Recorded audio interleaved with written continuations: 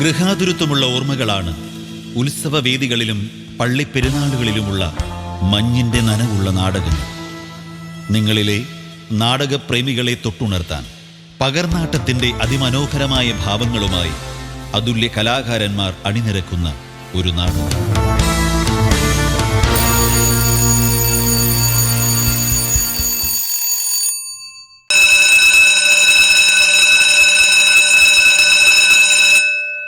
മാന്യരെ, പത്രോസിന്റെ പറുദീസ, ഹെറോദേസ് എന്നീ 2 നാടകങ്ങൾക്ക് ശേഷം സൈജു കുര്യാക്കോസ് ആൻഡ് ടീം അവതരിപ്പിക്കുന്ന ഏറ്റവും പുതിയ നാടകം അടുത്ത ബെല്ലിന് ശേഷം ഈ വേദിയിൽ.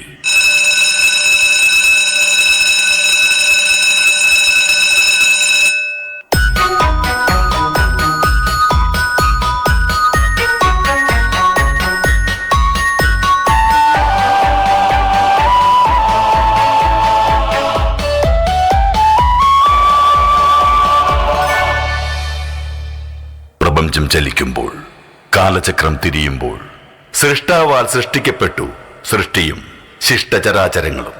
തന്ത്രവ്യാളി സൃഷ്ടിയെ വിഴുങ്ങിയപ്പോൾ ഉടലെടുത്ത ഭാവങ്ങൾ തിന്മയും പാപവും മരണവും. എന്നാൽ സൃഷ്ടിയെ, നന്മയെ വീണ്ടെടുക്കുവാൻ സൃഷ്ടാവായ ദൈവം പ്രവാചകന്മാരിലൂടെ, ലിഖിത നിയമങ്ങളിലൂടെ നടത്തിയ ഇടപെടലുകൾ, ഒടുവിൽ കാലത്തിനിപ്പുറം സ്വന്തം പുത്രന്റെ നിയോഗം, ജനനം, മരണം, ഉത്ഥാനം, സഭയുടെ ആവിർഭാവം, ഇവയെല്ലാം അടയാളപ്പെടുത്തിയ പുസ്തകത്തിൽ, ബൈബിളിൽ ഒരു ചെറിയവനുണ്ട്. ധനാഢ്യനും ചുങ്കക്കാരനുമായ സക്കേവൂസ്.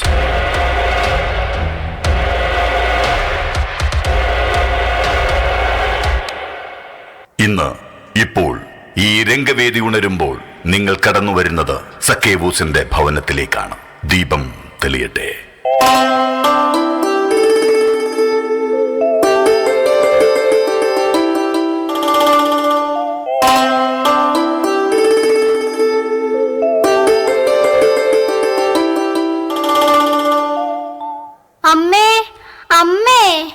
എന്തെടുക്കുവാ?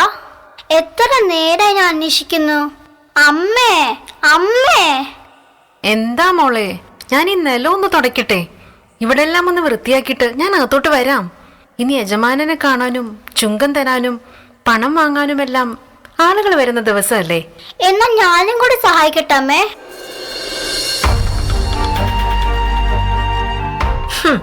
കൊള്ളാം കൊള്ളാം. 2 കണ്ണുകളുള്ള നിന്റെ അമ്മ നിലം തുടച്ചിട്ട് പോലും വൃത്തിയാകുന്നില്ല. അപ്പോഴാണ് പൊട്ടിക്കണ്ണിയായ നീ. എന്റെ മോളെ വഴക്ക് പറയൽ യജമാനത്തി. അവൾക്കും കൂടി വേണ്ടിയാണ് എനിക്ക് കാഴ്ചയുള്ള കണ്ണുകൾ ഉള്ളത്. മോളകത്തേക്ക് പോയിക്കോ. അമ്മ ഉടനെ വരാട്ടോ. ശരി അമ്മേ. യജമാനത്തി, എനിക്ക് ഇന്നെങ്കിലും 2 ധനാറയെങ്കിലും കൂലിയായി തരണം. എന്റെ മോളുടെ കണ്ണിന്റെ ചികിത്സയ്ക്കായാണ്. എന്ത് ചികിത്സ? യഹോവയുടെ തീരുമാനമാണ് അവൾ അന്ധയായിരിക്കണമെന്നത്. അതുകൊണ്ട് മരണം വരെ അവൾ അന്ധയായി തുടരണം. അല്ലാതെ ചികിത്സിക്കുകയല്ല വേണ്ടത്. അതിന് 2 ധനാറ വേണം പോലും. പോയിക്കോ എന്റെ മുന്നിൽ നിന്നും. അദ്ദേഹം വരുന്നുണ്ട്. അകത്ത് പോ. ശരി.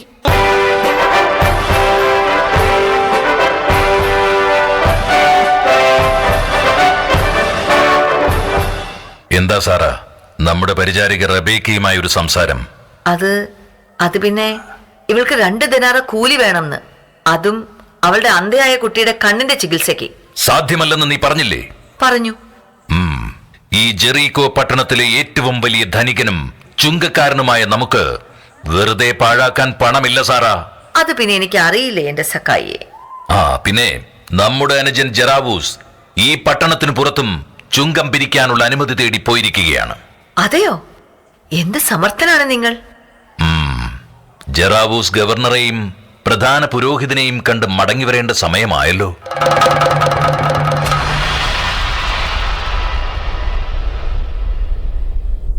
ജ്യേഷ്ഠ, നേടി നമ്മൾ. ഈ ജെറീക്കോ പട്ടണം മാത്രമല്ല, ജെറുസലേമും അടുത്തുള്ള പട്ടണങ്ങളിൽ ഇനി നമുക്ക് ചുങ്കം പിരിക്കാം. ഇതാണ് ധാരണാപത്രം. ചുങ്കക്കാരിൽ പ്രധാനി ജ്യേഷ്ഠനാണ്. ചുങ്കക്കാരിൽ പ്രധാനി, നികുതി നിശ്ചയിക്കാൻ അധികാരമുള്ളവൻ അധികാരി സക്കേവൂസ്. എനിക്ക് ഒത്തിരി സന്തോഷമായി ജെറാവൂസ്, എന്റെ പ്രിയ അനുജ. ഇനി നമ്മൾ തീരുമാനിക്കും ചുങ്കം. 4 ഇരട്ടിയും 5 ഇരട്ടിയും ചുങ്കം ചുമത്തി നമ്മൾ ഒരുമിച്ച് പണിയും പണത്തിന്റെ സൗധം. എനിക്ക് സന്തോഷമായി. ആ മഹാസൗധത്തെ തകർക്കാൻ പറ്റാത്ത രണ്ട് തൂണുകളാണ് നിങ്ങൾ. പിന്നെ ജ്യേഷ്ഠ, ഒരു കാര്യം കൂടിയുണ്ട്. എന്താണ്? ഇനി നാം ചുങ്കം പിരിക്കുമ്പോ ഒരു വിഹിതം ആരും അറിയാതെ പ്രധാന പുരോഹിതനും ഫരിസേർക്കും നൽകണം. അങ്ങനെ ചെയ്താൽ ജെറുസലേം ദേവാലയത്തിനകത്തും ചുങ്കം തീരുമാനിക്കുവാനുള്ള അധികാരം അത് നമുക്ക് തന്നെ. കൊള്ളാം, ഏറെ സന്തോഷം. നമ്മളെ തകർക്കാൻ ആരുമില്ല. ചുങ്കം ഞാൻ തീരുമാനിക്കും, നമ്മൾ പിരിക്കും. അധികാരം അതൊരാനന്ദമാണ്.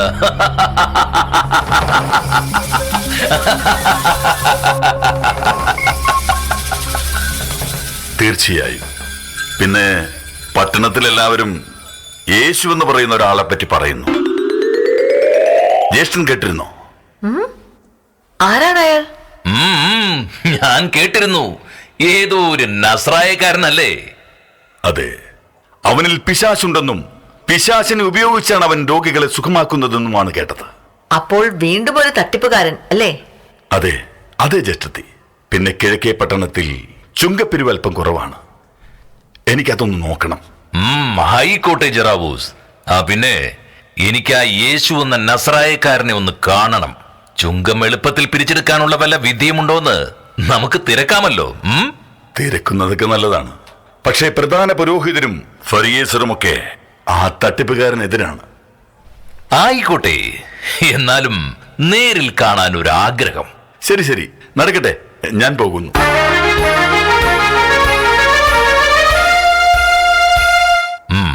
സാറാ, എന്താ സഖായി? ഞാൻ പട്ടണം വരെ ഒന്ന് പോയി വരാം. നമ്മുടെ അധികാരത്തെക്കുറിച്ച് അനുചരന്മാരെയൊക്കെ ഒന്ന് അറിയിക്കണം. അധിക ചുങ്കം ഏർപ്പെടുത്തണം. പണം അതങ്ങ് വളരട്ടെ. എനിക്ക് ഒത്തിരി സന്തോഷമായി. എന്നാ പോയി വരൂ. ശരി.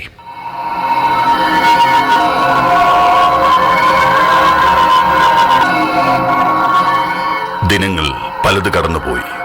യേശുവിനെ കാണാൻ ആഗ്രഹിച്ചിരുന്ന സക്കേവൂസ് ഒരിക്കൽ യേശു ജെറീക്കോയിൽ വരുന്നുണ്ടെന്നറിഞ്ഞ് അവനെ കാണുവാനായി സിക്കമൂർ മരത്തിന്റെ മുകളിൽ കയറിയിരുന്നു. മരത്തിനടുത്തെത്തിയപ്പോൾ യേശു മുകളിലേക്ക് നോക്കി പറഞ്ഞു, സക്കേവൂസ്, വേഗം ഇറങ്ങി വരിക. ഇന്നെനിക്ക് നിന്റെ വീട്ടിൽ താമസിക്കണം. അവൻ യേശുവിനെ സ്വന്തം ഭവനത്തിൽ സ്വീകരിച്ചു. യേശു പറഞ്ഞു, ഇന്ന് ഈ ഭവനത്തിന് രക്ഷ ലഭിച്ചിരിക്കുന്നു. ഇവനും അബ്രഹാമിന്റെ പുത്രനാണ്. നഷ്ടപ്പെട്ടുപോയതിനെ കണ്ടെത്തി രക്ഷിക്കാനാണ് മനുഷ്യപുത്രൻ വന്നിരിക്കുന്നത്. സ്നേഹിതരെ, മാറ്റത്തിന്റെ മഹാസാക്ഷിയായി മാറിയ സക്കേവൂസിനെയും അവന്റെ കുടുംബത്തെയും പരിചയപ്പെടുത്തിക്കൊണ്ട് സെന്റ് ജോസഫ് പ്രയർ ഗ്രൂപ്പ് അവതരിപ്പിക്കുന്ന നാടകം മാനസാന്തരം.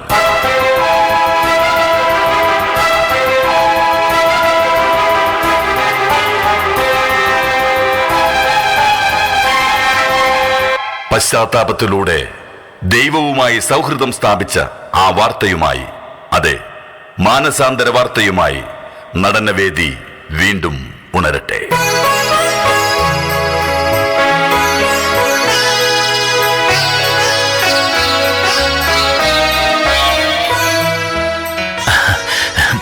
സാറാ, സാറാ, സാറാ, എനിക്കിന്ന് രക്ഷ ലഭിച്ചിരിക്കുന്നു. നിങ്ങളുടെ ആരുടെയെങ്കിലും എന്തെങ്കിലും ഞാൻ വഞ്ചിച്ചെടുത്തിട്ടുണ്ടെങ്കിൽ അത് ഞാൻ 4 ഇരട്ടയായി തിരിച്ചു തരാം. റെബേക്ക, റെബേക്ക, റെബേക്ക, നിന്റെ കുഞ്ഞിന്റെ കണ്ണിന്റെ ചികിത്സയ്ക്കുള്ള പണം ഞാൻ തരാം. Rebecca, Rebecca. എന്ത് വിഡ്ഢിത്തമാണ് നിങ്ങൾ ഈ പറയുന്നത്? റെബേക്കയുടെ കുഞ്ഞിന്റെ ചികിത്സ? പണം തിരിച്ചു കൊടുക്കാൻ നിങ്ങൾക്കെന്താ ഭ്രാന്താണോ? സാറാ, സാറാ, നീ അങ്ങനെ പറയരുത്. നമുക്ക് ഈ പാവങ്ങളുടെ പണം ആവശ്യമില്ല. ഇനി ഞാൻ ചുങ്കം പിരിക്കില്ല. എല്ലാം ഉപേക്ഷിക്കുന്നു. യേശുവിലാണ് എന്റെ രക്ഷ. ഓ, ഒരു കഴിവ് കെട്ടവൻ. യേശു എന്ന ആ ജാലവിദ്യക്കാരൻ നിങ്ങളുടെ മനസ്സ് മാറ്റിയിരിക്കുന്നു. എനിക്കിഷ്ടം പണവും അധികാരവും ഉള്ള എന്റെ ആ പഴയ സക്കായിയെയാണ്. എനിക്ക് എന്റെ പഴയ സക്കായിയെ വേണം. ഇല്ല സാറാ, ഇല്ല. എനിക്കിനി ഒരിക്കലും പഴയ പോലെ ആവാൻ സാധിക്കില്ല. പണവും പദവിയും ഒന്നും നമുക്കിനി വേണ്ട. ഞാൻ സ്വരുക്കൂട്ടിയ പണമെല്ലാം ഈ പാവങ്ങൾക്ക് നൽകും. 2 ഇരട്ടിയോ 3 ഇരട്ടിയോ ആയല്ല, 4 ഇരട്ടിയായി, 5 ഇരട്ടിയായി. സാധ്യമല്ല. ജ്യേഷ്ഠനോടൊപ്പം ഈ കാണുന്ന സ്വത്തും പണവും ഉണ്ടാക്കാൻ അഘോരാത്രം കഷ്ടപ്പെട്ടവനാണ് ഞാനും. യേശു എന്ന ഏതോ തട്ടിപ്പുകാരനെ വീട്ടിൽ വിളിച്ചു വരുത്തി സൽക്കരിച്ചതിന് ശേഷം സമ്പത്തെല്ലാം ദാനം ചെയ്യാൻ നിങ്ങളെന്താ ഇത്രക്ക് മഠേനാണോ? അരുത് ജെറാവൂസ്. ഈ ഭവനത്തിന് പൂർണ്ണമായ രക്ഷ ലഭിക്കണമെന്നുണ്ടെങ്കിൽ നാം വഞ്ചിച്ച് നേടിയതെല്ലാം തിരികെ നൽകണം. നിങ്ങളെല്ലാവരും യേശുവിലേക്ക് വരണം. ഒരു രക്ഷ, തട്ടിപ്പിന്റെ പുതിയ പേര്. ജ്യേഷ്ഠത്തെ, കേൾക്കുന്നില്ലേ ഈ ഭ്രാന്തോ? നമ്മൾ ഇനി എന്ത് ചെയ്യും ജെറാവൂസ്? ആ തട്ടിപ്പുകാരൻ ഇവിടെ വന്ന് പോയതിനു ശേഷം ഇതാണ് അവസ്ഥ. സാറ, യേശുവിന്റെ ഗുരുവും വഴികാട്ടിയുമാണ്. വഴികാട്ടിയല്ല, വഴിമുടക്കി. പദവിയും പണവും വരുന്ന വഴിമുടക്കി. നിങ്ങളോട് എനിക്ക് പുച്ഛമാണോ? പുച്ഛം. ഞാൻ എന്റെ വഴി തിരഞ്ഞെടുത്തിരിക്കുന്നു ജെറാവൂസ്. ഞാൻ ഇനി ചുങ്കം പിരിക്കില്ല, അന്യായമായി സമ്പാദിക്കില്ല. യേശുവാണ് എന്റെ രക്ഷ.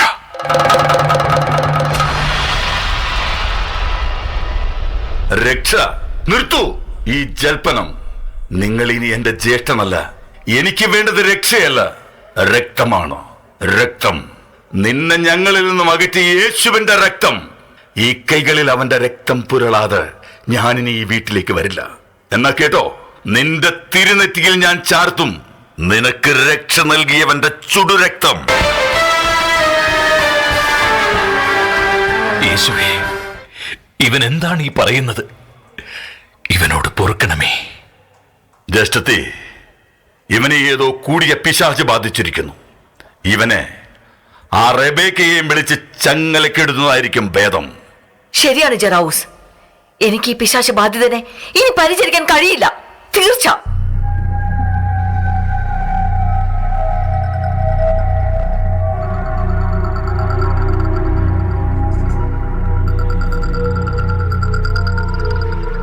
എന്റെ യേശുവേ, എന്റെ യേശുവേ.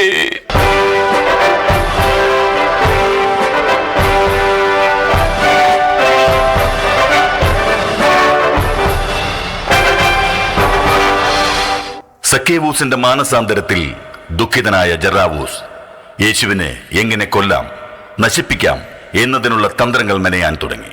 ഇങ്ങനെയിരിക്കുമ്പോൾ ജെറിക്കോയിലും മറ്റു പ്രവൃത്തികളിലുമുള്ള ചുങ്കപ്പണത്തിൽ കുറവുണ്ടാവുന്നതിനാൽ അന്നാസും കയ്യപ്പാസും അഗ്രിപ്പയും കൂടി ജെറാവൂസിനെ അവരുടെ അരികിലേക്ക് വിളിപ്പിച്ചു. അപ്പോൾ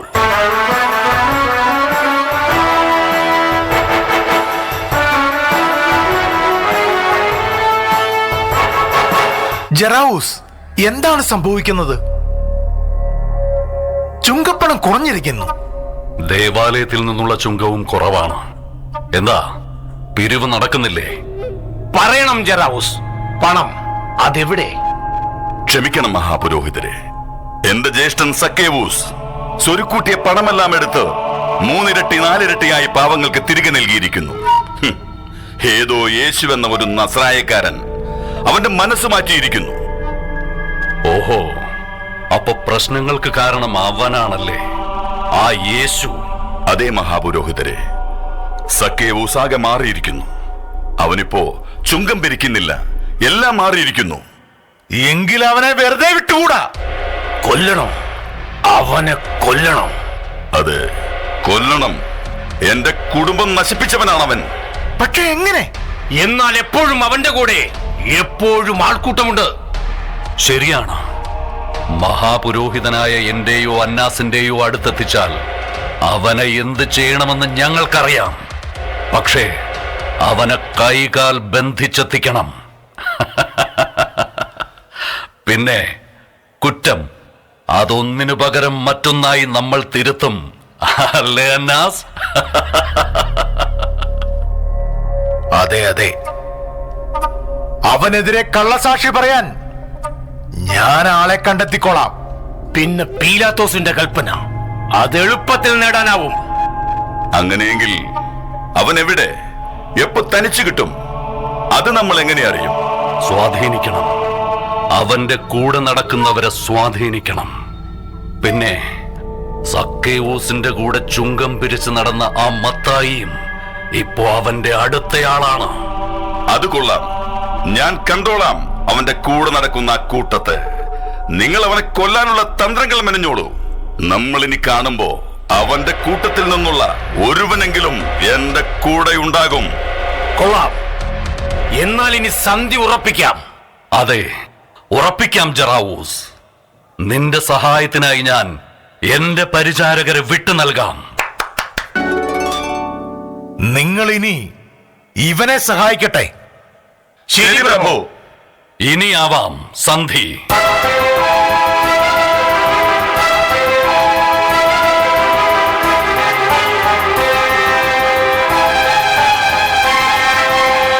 അവിടെ നിന്നും ഇറങ്ങിയ ജറാവൂസ് പലപ്പോഴായി യേശുവിന്റെ ശിഷ്യന്മാരെ സമീപിച്ചു. ഒടുവിൽ ജറാവൂസിന്റെ പരിശ്രമം വിജയിച്ചു.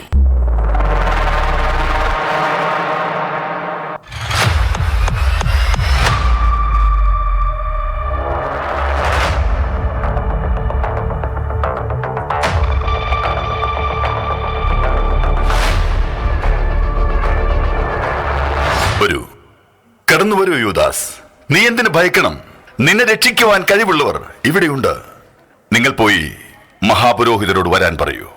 അങ്ങനെ ആവട്ടെ.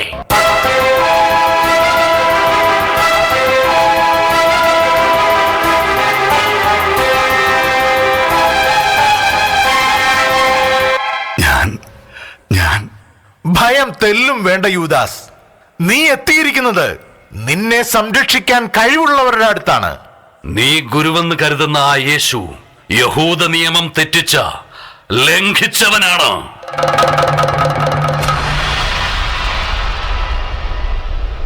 അതെ, ജെറുസലേം ദേവാലയത്തിനെതിരെ സംസാരിച്ചവൻ, സ്വയം ദൈവപുത്രൻ എന്ന് പറഞ്ഞ് നടക്കുന്നവൻ.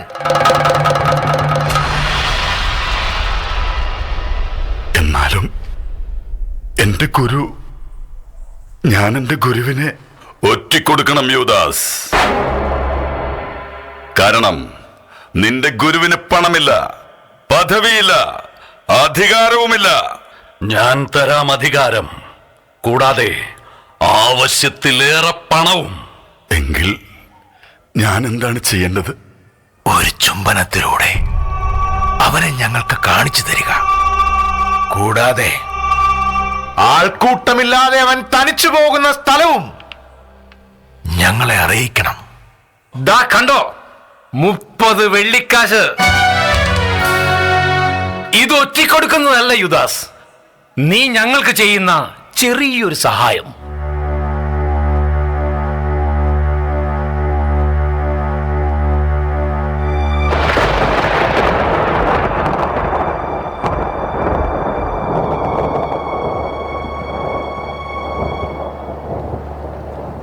യൂദാസ് പണവും പദവിയും തേടിയുള്ള ഇന്നത്തെ മനുഷ്യന്റെ പ്രതീകം. വഞ്ചനയിലൂടെയും ചതിയിലൂടെയും ഉയരങ്ങളിലെത്തുവാനുള്ള മനുഷ്യന്റെ മോഹം, അടങ്ങാത്ത മോഹം, അണയാത്ത മോഹം, എന്നിലും നിങ്ങളിലുമുള്ള തീരാത്ത മോഹം.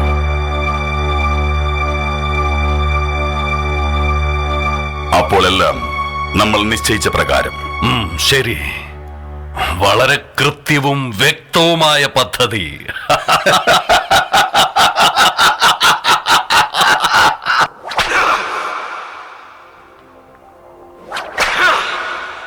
എല്ലാം സംഭവിച്ചു. അവരുടെ പദ്ധതി പോലെ എല്ലാം സംഭവിച്ചു. യേശുവിനെ കുരിശിൽ തറച്ചു കൊല്ലാൻ പീലാത്തോസ് ഉത്തരവിട്ടു. ഗാഗുൽത്താ മലയിലെത്തിയപ്പോൾ യേശുവിന്റെ വസ്ത്രം അവർ ഭാഗിച്ചിട്ടു. തയ്യൽ കൂടാതെ നെയ്യപ്പെട്ട മേലങ്കിക്കായി അവർ ചിട്ടിയിട്ടെടുത്തപ്പോൾ അത് ലഭിച്ചത് അന്നാസിനായിരുന്നു. അന്നാസുമായി ചെങ്ങാത്തത്തിലായിരുന്ന ജറാവൂസ് ആ രക്തം പുരണ്ട മേലങ്കി അവന്റെ കയ്യിൽ നിന്നും വാങ്ങിയതിനു ശേഷം അതുമായി സക്കേവൂസിന്റെ വീട്ടിലെത്തി. അപ്പോൾ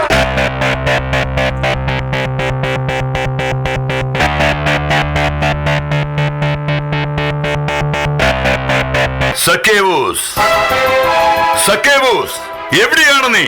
വന്ന് കാണൂ. യേശുവിന്റെ ചുടുരക്തം പുരണ്ട എന്റെ കൈകളും മേലങ്കിയും. ഞാൻ വാക്ക് പാലിച്ചിരിക്കുന്നു. നിന്റെ നെറ്റിയിൽ ഈ രക്തം കൊണ്ട് എനിക്ക് തിലകം ചാർത്തണം. സക്കേവൂസ്!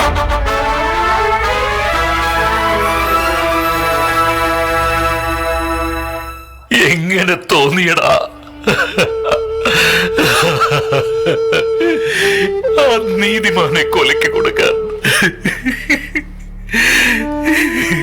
നിനക്ക് എങ്ങനെ തോന്നിയടാ?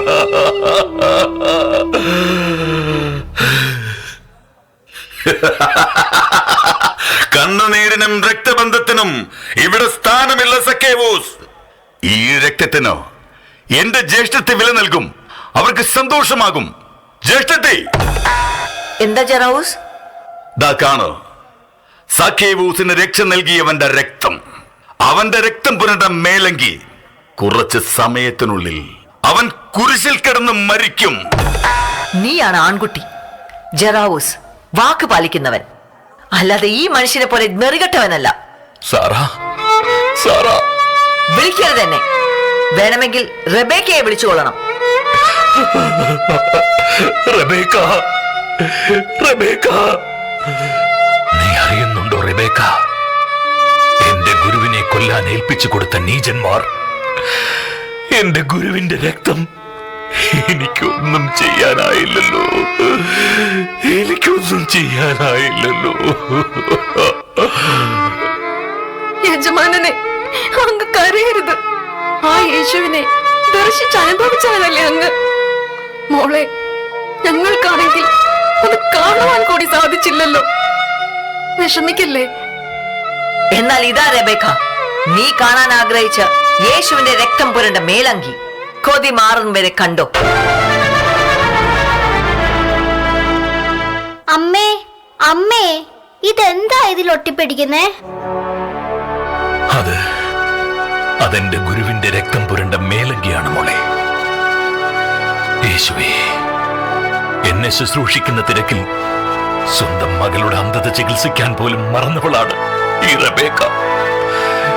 സാധ്യമാണെങ്കിൽ അവിടുന്ന് ഈ മകളുടെ കണ്ണുകൾക്ക് വെളിച്ചം പകരണമേ.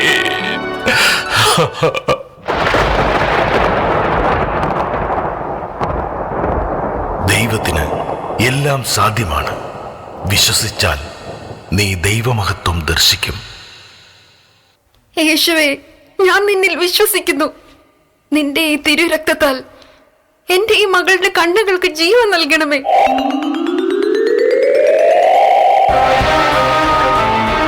അമ്മേ, അമ്മേ, എനിക്കെല്ലാം കാണാം. എനിക്കെന്റെ അമ്മയെ കാണാം. എനിക്കെല്ലാവരെയും കാണാം.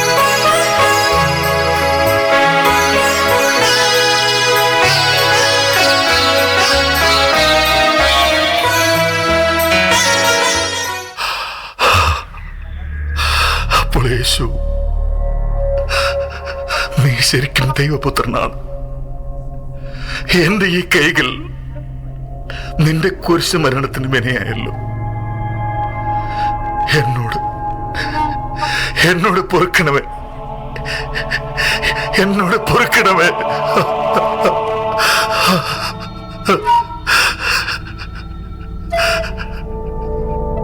എനിക്ക് തെറ്റിപ്പോയി യേശുവേ. നിന്നെ അറിയാൻ, നിന്റെ രക്ഷ അറിയാൻ ഞാൻ വൈകിപ്പോയി.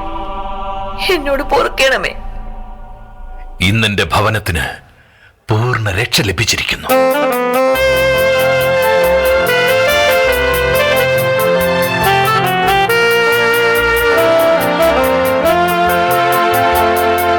തിന്മയാകുന്ന അന്ധകാരത്തിൽ നിന്നും പ്രകാശത്തിലേക്ക്, തുറവിയിലേക്ക്, പ്രത്യാശയിലേക്കുള്ള തിരിച്ചറിവിന്റെ യാത്രയിൽ മാനസാന്തരം സംഭവിക്കുന്നു. എന്നും എപ്പോഴും അത് സംഭവിച്ചുകൊണ്ടേയിരിക്കുന്നു. ചിലർക്കത് അടയാളങ്ങളിലൂടെ, മറ്റു ചിലർക്കത് വിശ്വാസത്തിലൂടെ, കൂദാശകളിലൂടെ, വേറെ ചിലർക്ക് അത് അനുഭവങ്ങളിലൂടെ. എന്നാൽ നിങ്ങൾക്കോ?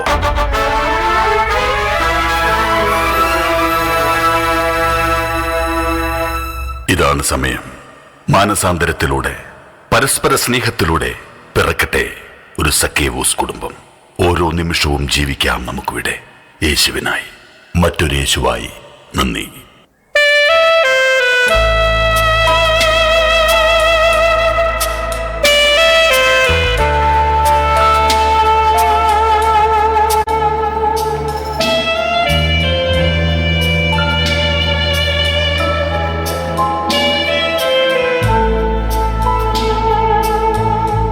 അരങ്ങേറ്റം രംഗത്തും അണിയറയിലും. നാടകരചന സംവിധാനം Saiju Kuriakose. Zacchaeus Shine Alex. ജെറാവൂസ് Abhilash Jose. Sara Anu Praveen. Rebecca Binsy Benny. മകൻ ആൻ സൈജു.